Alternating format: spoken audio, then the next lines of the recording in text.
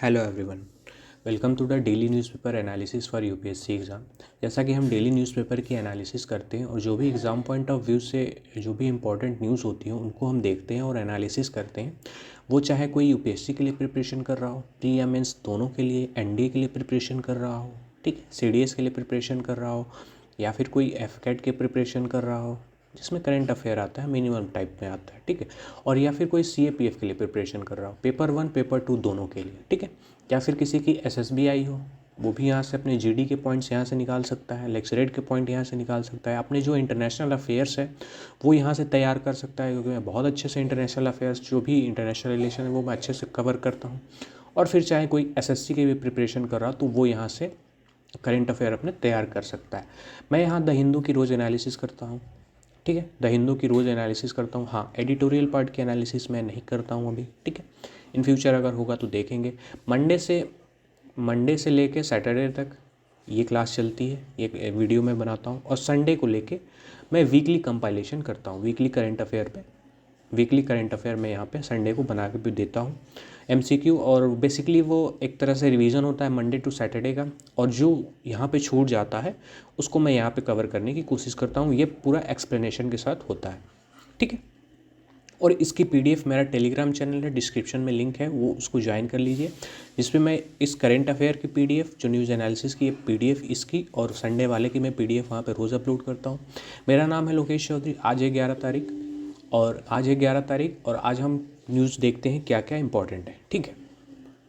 पहली खबर है, काफ़ी इंपॉर्टेंट है। अगर हम इन्वायरमेंट से रिलेटेड देखें, इकोलॉजी से रिलेटेड देखें और फ्लोरा और फौना से रिलेटेड देखें, ठीक है, हमारे जीएस में है, वो इसमें इम्पॉर्टेंट है। हाँ, तो ब्लैक बग की बात हो रही है। ब्लैक बग काफ़ी एक हिरन टाइप में है, एक तरह से हिरन होता है, ब्लैक बग होता है। तो हुआ ये है कि ब्लैक बग पे एक रिसर्च की गई है, ठीक है, स्टडी की गई है, और इसमें पाया गया है कि जो इनका जो सर्वाइवल है वो चैलेंज हुआ था, वो अपने आप को अडेप्ट कर लिए हैं, यानी कि सर्वाइवल ऑफ द फिटेस्ट, इन पे ये सर्वाइवल ऑफ द फिटेस्ट, ठीक है, यानी कि ये अपने आप को उस तरीके से ढाल चुके हैं, जीने के लिए साथ कर चुके हैं, ठीक है। तो हुआ ये है कि जो ब्लैक बग की अगर हम बात करें तो ये सिर्फ इंडियन सब कॉन्टिनेंट में पाया जाता है, इंडियन सब कॉन्टिनेंट में, ठीक है। इंडियन सब कॉन्टिनेंट की अगर हम बात करें तो इसमें इंडिया आता है, पाकिस्तान आता है, ठीक है, बांग्लादेश आता है, ठीक है। तो सिर्फ इन्हीं जगहों पे पाया जाता है ब्लैक बग। और ब्लैक बग की अगर हम खासियत देखें, तो वो झुंड में रहना पसंद करते हैं, ठीक है, झुंड में रहना पसंद करते हैं। और हाँ, फीमेल का अगर अलग झुंड होता है और मेल का अलग झुंड होता है, राइट। तो जो मेल होते हैं उनको अगर हम देखें तो इनका कॉर्क स्क्रू टाइप का शेप्ड हॉर्न होता है, ठीक है, और black to dark brown coat होता है, black to dark brown coat होता है, यानी कि जो इनकी स्किन है ये ब्लैक टू डार्क होती है, ठीक है। और जो फीमेल का होता है वो फॉन कलर्ड होता है, राइट, फॉन कलर्ड होता है, हल्का भूरा टाइप में। तो इन दोनों की प्रॉपर्टीज़ हैं। और इम्पॉर्टेंट ये है कि जो पहले पाया जाता था वो सिर्फ नॉर्दर्न में और सदर्न में पाए जाते थे, ठीक है। मैं अभी नेशनल पार्क्स बताऊंगा जो ब्लैक बग के लिए फेमस है और जहाँ पे ब्लैक बग पाए जाते हैं। तो पहले ये नॉर्दर्न और साउदर्न में पाए जाते थे, ठीक है, सदर्न में पाए जाते थे। पर अब सदर्न से कुछ निकल के कहाँ चले गए हैं, ईस्टर्न में, यानी कि वो ईस्टर्न में भी अब पाए जा रहे हैं, ठीक है। तो कहना स्टडी ये बताती है कि जो ब्लैक बग है उन्होंने अपनी एडेप्टेशन, जो सर्वाइवल है उनका, वो अगर हम सदर्न से ईस्टर्न के बीच में अगर देखें तो यहाँ पे पॉपुलेशन है, बेसिकली पॉपुलेशन है, ह्यूमन पॉपुलेशन है। बट ह्यूमन पॉपुलेशन होने के बावजूद भी ये क्या कर चुके हैं, अपने आप को अडेप्ट कर चुके हैं कि हाँ हमें इस तरह से रहना है, यानी कि सर्वाइवल उनका मार्जिनलाइज्ड नहीं हुआ है, राइट। तो ये बात है। तो अभी 3 क्षेत्रों में पाए जाते हैं, नॉर्दर्न में, सदर्न में और ईस्टर्न में, ठीक है। तो हम आगे देखते हैं कि कहाँ कहाँ पाए जाते हैं, और इनके लिए एक डेडिकेटेड नेशनल पार्क भी है। तो पहला पाया जाता है गिर नेशनल पार्क में, कहाँ, गुजरात में, राइट। दूसरा पाया जाता है कैमूर में, Kaimur wild life sanctuary, Kaimur wild life sanctuary में, ठीक है, बिहार में, ये बिहार में है, ईस्टर्न में आया ये, और ये नदर्न में आया। फिर कान्हा में, एमपी में पाया जाता है, ठीक, कान्हा नेशनल पार्क एमपी में है। चौथी जगह पाया जाता है रणथंभौर में, रणथंभौर में, ये है राजस्थान में, ठीक है, राजस्थान में। और फिर पाया जाता है वेलानाडू में, वेलानाडू वाइल्ड लाइफ सेंचुरी तमिलनाडु में। और इसके लिए ब्लैक बक के लिए एक डेडिकेटेड है, उसका नाम ही है Ranibennur, Ranibennur blackbuck sanctuary, blackbuck sanctuary, ठीक है, ये है कर्नाटका में, ठीक है। तो इन जगहों पे ब्लैक बक पाए जाते हैं। और सबसे बड़ी बात कि ब्लैक बक से क्वेश्चंस आ सकते हैं, क्यों? क्योंकि उनके लिए डेडिकेटेड है और अभी न्यूज़ में रहा है, तो ब्लैक बक एक इम्पॉर्टेंट हो जाता है फ्लोरा और फाउना में, जिनकी हैबिटेट काफ़ी ऐसे भागते बहुत तेज़ हैं, और इनका हैबिटेशन ये न्यूज़ में है, और इनका हैबिटेशन भी अफेक्टेड उतना नहीं हुआ है जितना होना चाहिए, और जितना और किसी जानवरों का हुआ है, ठीक है। तो ये थी खबर। खैर, चलते हैं अगली खबर पे। अगली खबर है कि काफ़ी एक तरह से कह सकते हैं इम्पॉर्टेंट है, और देखने वाली बात है कि जो विदेशी हैं वो हमारे हेरिटेज को लेके काफ़ी कंसर्न है। तो US ambassador fund to help restore Paigah tombs complex in Hyderabad, ठीक है। तो हैदराबाद में ये कॉम्प्लेक्स देख रहे हैं, इसका नाम है पैगा टॉम्ब, पैगा टॉम्ब, ठीक है। तो यहाँ पे एक, अगर मैं आर्टिस्ट की बात करूँ, अगर मैं आर्ट की बात करूँ, तो यहाँ पे है एक सिटुक्कू आर्ट, राइट। इस सिटुक्कू आर्ट बहुत इंपॉर्टेंट हो जाता है, क्यों? क्योंकि ये बनाया जाता है एक तरह से 3D टेक्सचर में, राइट। अगर कोई ड्राइंग की जाती है तो उसको 3D लुक देने के लिए जो ये उभरा हुआ आता है ना, इसी को कहते हैं सिटुक्कू आर्ट, राइट। और ये आजकल जैसे वॉल में बनाए जाते हैं, वॉल में बनाए जाते हैं, ठीक है, मॉल्स वगैरह में बनाए जाते हैं, तो काफ़ी ये महंगा आता है। तो पैगाह टॉम्ब में यही है, और इसको प्रिजर्व करने के लिए, इसको बचाने के लिए, जो शायद ही कहीं सिर्फ इंडिया में यहीं एक स्थित है, तो इसको प्रिजर्व करने के लिए जो यूएस के एम्बेसडर हैं ये दो, इन्होंने पैसे दिए हैं करीब 2.5 मिलियन, करीब $2,50,000 इन्होंने क्या किया है, दिया है, और कहा है कि इसको प्रिजर्व करिए और जो पैगा टॉम्ब है इसको बचा के रखिए, ठीक है। तो ये सिटिको आर्ट बहुत इंपॉर्टेंट हो जाता है। ये क्यों होता है? ये 3D टेक्सचर होता है, राइट, और कुछ नहीं होता है, जैसे उभरा हुआ दिखाई दे। अगर दीवार पे हम जानवर कोई बना रहे हैं, जैसे दीवार पे कोई अगर जानवर बन रहा है तो ये उभरा हुआ दिखाई दे, राइट, ऐसे 2D ना हो, तो इस वजह से इसको बोलते हैं सिटिको आर्ट, ठीक है। ये इसलिए इम्पॉर्टेंट है। और पैगाह टॉम्ब कहाँ है? ये हैदराबाद में, ये नोट करने वाली बात है, ठीक है।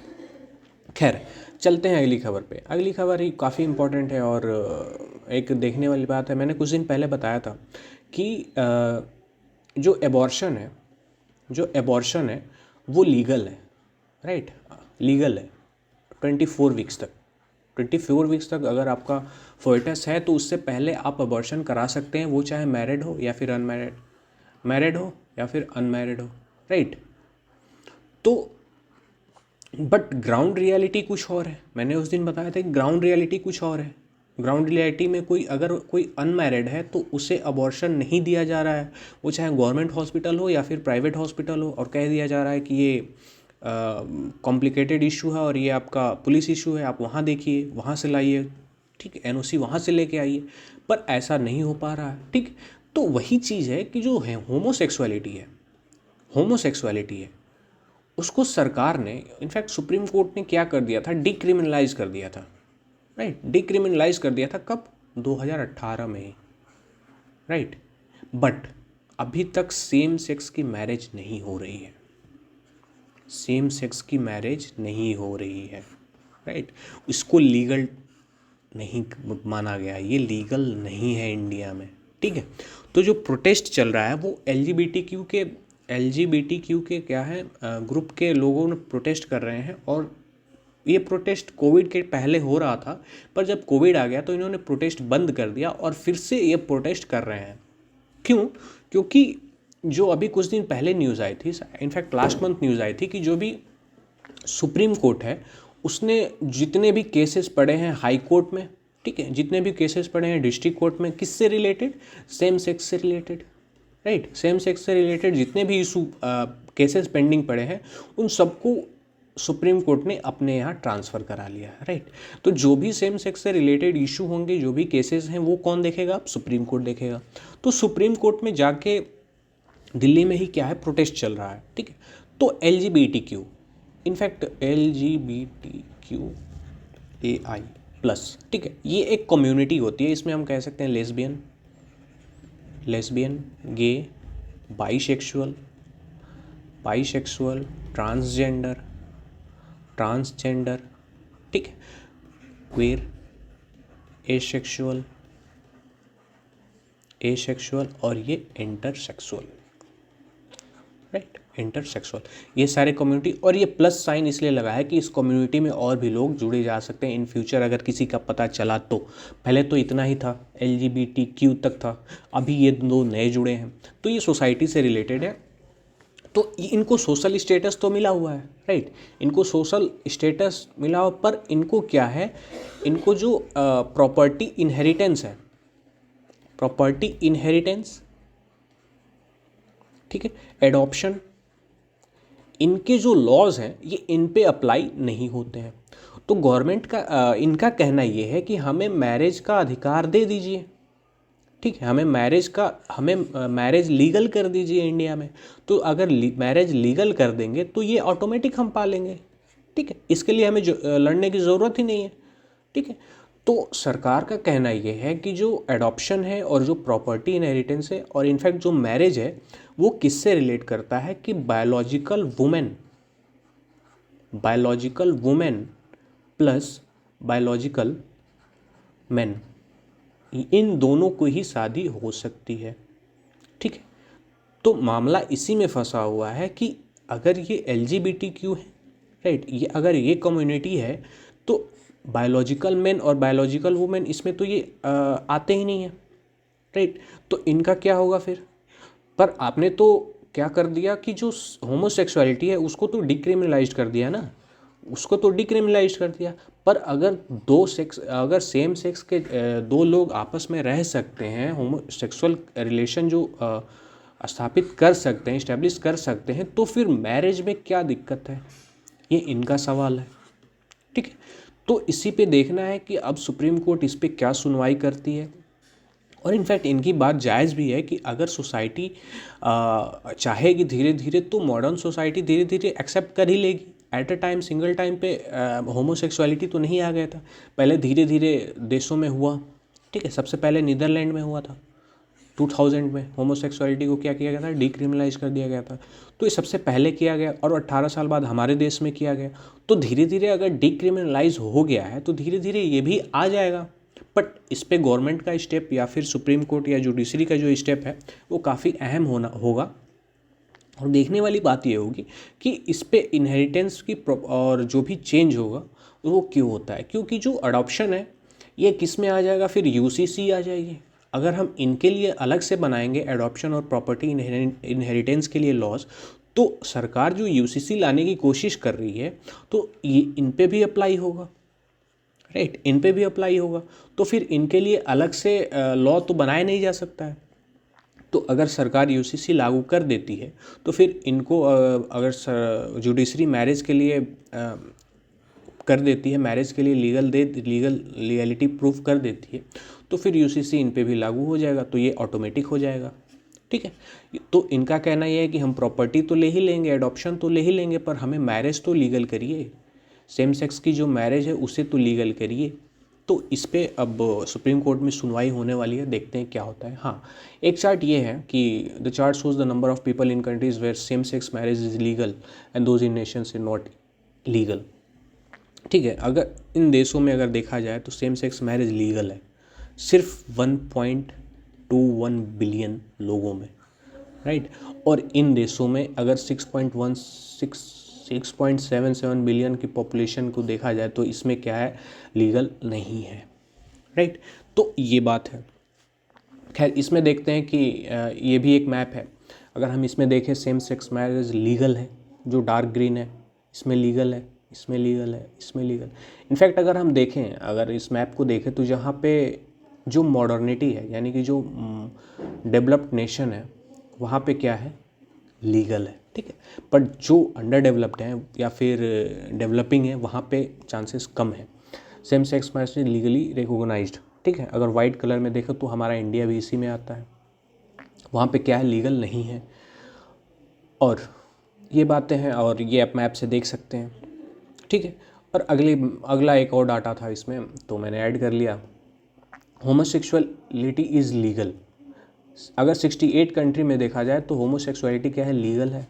Homosexuality is illegal, sorry illegal है। और लीगल कितने देशों में है, 132 में, 133 में है, ठीक है। सेम सेक्स मैरिज इलीगल 91 में है और जिसमें हम इंडिया आता है, राइट। और रेस्ट्रिक्टेड में कि कुछ मिलेगा कुछ नहीं मिलेगा, रेस्ट्रिक्शन उनके लिए लॉज बनाए गए हैं। सेम सेक्स मैरिज में लीगल है सिर्फ 32 कंट्रीज़ में, राइट। तो आप देख सकते हैं कि क्या है, अभी सिर्फ 32 देशों में लीगल है और इसमें काफ़ी डेवलप्ड नेशन है और यूरोप की वेस्टर्न कंट्रीज़ हैं, ठीक है। तो ये थी खबर इस मामले में और सरकार देखना होगा कि क्या होता है, सुप्रीम कोर्ट की सुनवाई के बाद क्या होता है, इसमें देखने वाली बात हो, ठीक है। खैर चलते हैं अगली खबर पे। अगली खबर है DAC, defence acquisition council, defence acquisition council. ये एक तरह की काउंसिल है जो डिफेंस मिनिस्ट्री के अंदर आती है, ठीक है। It comes under defence ministry के अंदर आती है। तो इसने क्या किया है कि इसने कह दिया है कि जो इंडिजिनस डिफेंस सिस्टम है जो खुद से हम देश में बना रहे हैं उसको परचेज हम करने के लिए इसने करने के लिए बता दिया, ठीक। कह दिया है कि परचेज आप कर सकते हैं, जिसमें 4276 करोड़ का क्या क्या है अलॉटमेंट हुआ है और यानी कि 4276 करोड़ रुपए सरकार ने डिफेंस मिनिस्ट्री ने इसको दिए हैं। जिसमें क्या होगा, ये बहुत इसमें काफ़ी सारे वेपन्स ऐसे हैं और जो एंटी टैंक मिसाइल्स हैं वो नाम याद रखने होंगे क्योंकि जो एग्ज़ाम्स हैं, एग्ज़ाम्स में पूछ लिया जाता है। जैसे अगर हम CDS की बात करूं तो कुछ दिनों पहले पूछा था, किसी एग्ज़ाम में पूछा था कि अर्जुन क्या है, अर्जुन क्या है, ठीक है। मिसाइल है, एंटी टैंक या फिर टैंक है ये, ठीक है। तो ये टैंक था, ठीक। अर्जुन टैंक था, आर्टिलरी वगैरह थे, तो ये था। तो जो अभी सरकार ने कहा है, जो डिफेंस मिनिस्ट्री ने कहा है, वो DRDO से जो भी सामान होगा वो खरीदा जाएगा, यानी कि DRDO मिल के बनाएगा। जिसमें क्या है कि हेलीकॉप्टर लॉन्च्ड नैग है, हेलीकॉप्टर लॉन्च्ड नैग, इसको बोला गया हेलिना, राइट। ये हेलिना, इसका फुल फॉर्म ये है, ठीक है। उसके बाद एंटी टैंक गाइडेड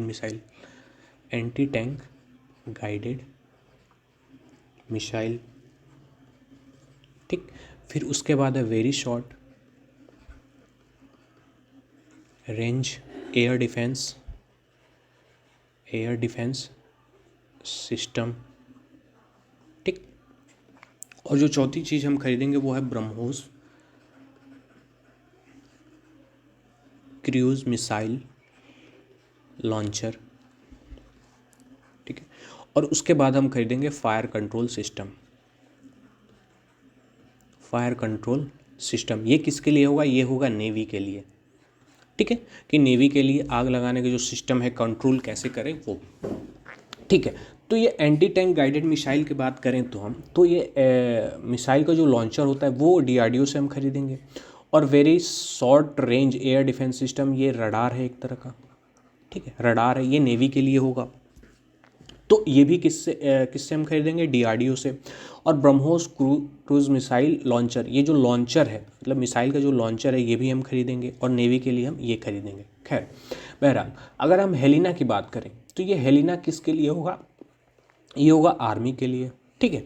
और जो लॉन्च्ड नैग है ये एक तरह का एक ध्रुवस्त्र होगा, राइट। एक ध्रुवस्त्र है, इसी के नाम का, मतलब यही सिस्टम होगा, लॉन्च्ड नैग ही होगा, पर ये किसके लिए होगा, ये होगा एयरफोर्स के लिए, राइट। तो आर्मी और एयरफोर्स के लिए सेम होगा पर उनके नाम दूसरे हैं। हेलिना किसके लिए होगा, आर्मी के लिए होगा, और एयरफोर्स के लिए क्या होगा, ध्रुवस्त्र होगा। ठीक है, तो ये इंपॉर्टेंट है, और हेलिना ये वगैरह इंपॉर्टेंट है, जिसमें ये पूछे जा सकते हैं कि ये क्या है, तो ये आप देख सकते हैं ऑप्शंस के साथ। ठीक है, खैर चलते हैं अगली खबर पे। अगली खबर है इंडिया और ऑस्ट्रेलिया काफ़ी इंपॉर्टेंट मीटिंग है, एक तरह से कह सकते हैं।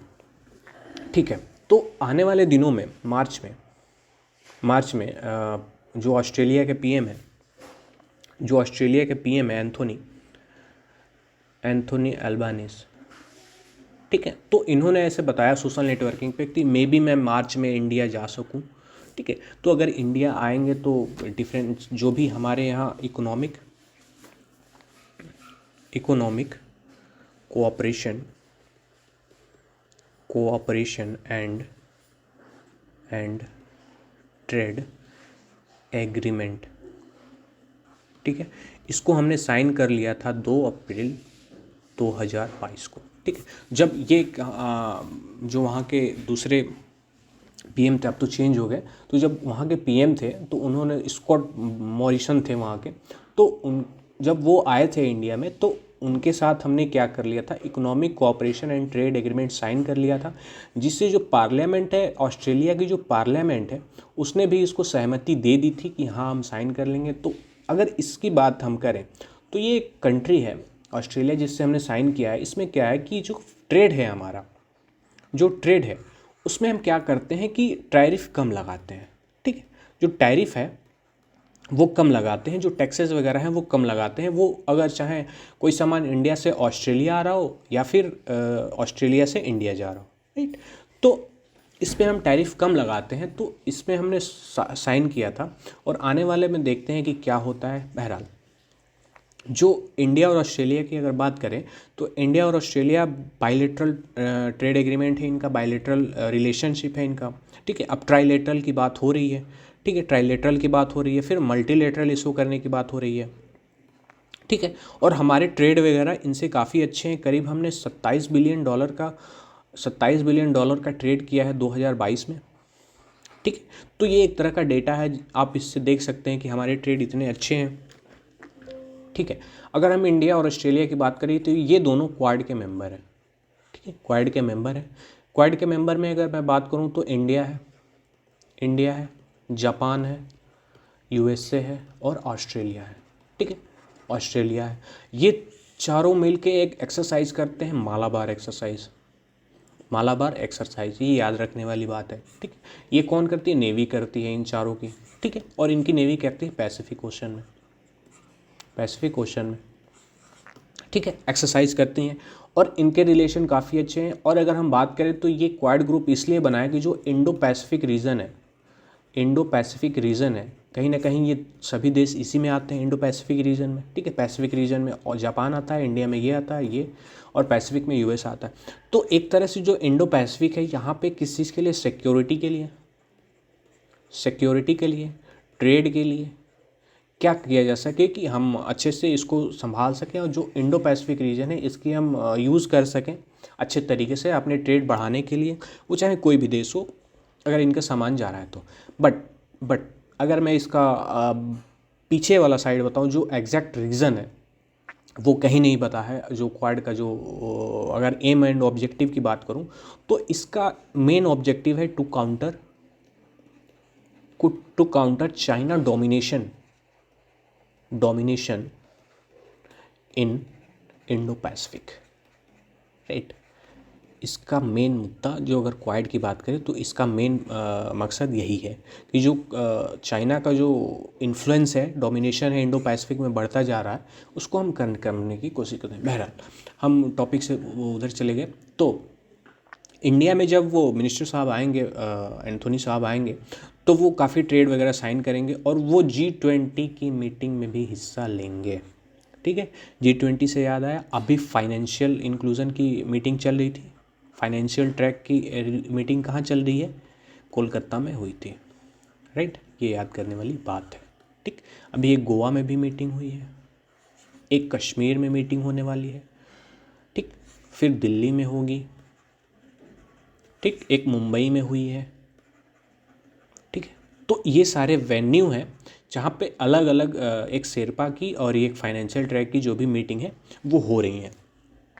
ठीक है, तो ये बातें हैं श्रीलंका ऑस्ट्रेलिया की, और ऑस्ट्रेलिया सब अच्छा दोस्त है हमारा, अच्छा पार्टनर है, क्योंकि हम वहाँ से जो हाँ एक चीज़ और है, जो हम कॉमनवेल्थ के दोनों मेंबर हैं, राइट। कॉमनवेल्थ के हम दोनों, इंडिया और ऑस्ट्रेलिया दोनों मेंबर हैं, और हम अपने टाइज़ वगैरह शेयर करते हैं, क्योंकि जो इंडिया गुलाम था तो वहाँ यहीं से लोग वहाँ ले जाए, जो ब्रिटिशर्स थे वो भी कॉमनवेल्थ में आता है, वो भी ब्रिटिशर्स का गुलाम था उस टाइम पे, तो यहाँ से वहाँ ले जाते थे। तो माइग्रेशन काफ़ी अच्छा खासा है इंडिया और ऑस्ट्रेलिया का।